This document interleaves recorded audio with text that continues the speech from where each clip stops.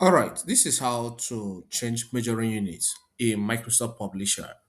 Once you have an interface that look like this, okay, maybe the dimension may not be exactly like this. To change the measuring unit for your work to be easier for you, click on File, okay. Once you click on File, select Options. Once you get to this page, click on Advanced. All right, you can see here the default measuring units here is in centimeters. So click here and select a different measuring unit. Maybe you want it in inches, or you want it in points, or in pixels, or in picas. All right. But here I want it to be in inches. So I will select inches. Okay. Then I will click on OK. So once this is changed, if you click on this design, okay, page design option, all right, tab, and click on size, and then select page setup.